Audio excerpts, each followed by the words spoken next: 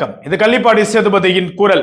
அண்மை சில நிமிடங்களுக்கு முன்பாக பாட்டாளி மக்கள் கட்சி குறித்த ஒரு மிக முக்கியமான விடயத்தை பல்வேறு ஊடகங்கள் பெருமளவுல திருச்சியும் திணிச்சியுமே பரப்பிக்கிட்டு இருக்கிறாங்க. பாமகவினுடைய பொதுக்குழு கூட்டத்தில் மோதல்னு சொல்லிட்டு எல்லோருமே அந்த விடயத்தை பரப்பிட்டு இருக்கிறாங்க. பாமகவினுடைய பொதுக்குழுல என்ன நடந்ததுன்றத இந்த காணொலியின் வாயிலா பார்ப்போம். வாங்க காணொலிக்குள்ள போலாம்.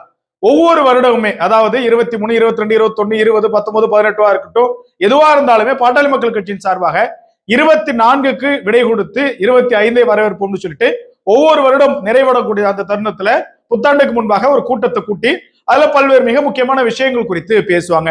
அதன் அடிப்படையில தான் இன்றைய தினமுமே இந்த பொதுக்குழு என்பது புதுவையில சங்கமித்ரா மண்டபத்துல ஏற்பாடு செய்யப்பட்டு நடந்துட்டு இருக்குது.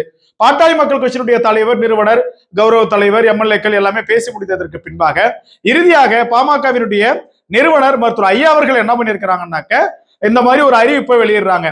மாநில இளைஞரணி தலைவராக முகுந்தன் என்பவரை நியமனம் செய்யறேன்னு சொல்லியிருக்கிறாங்க.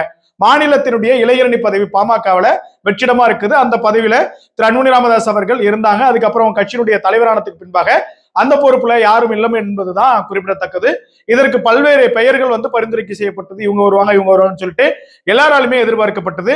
ஆனா முகுந்தன் அவர்களை நியமனம் செய்ததுமே திரு அன்புமணி ராமதாஸ் அவர்கள் என்ன சொல்றாங்கன்னாக்க, முகுந்தன் என்பவர் 4 மாதங்கள் தான் ஆகியது கட்சிக்கு அதனால நியமனம் பண்ண வேணாம்.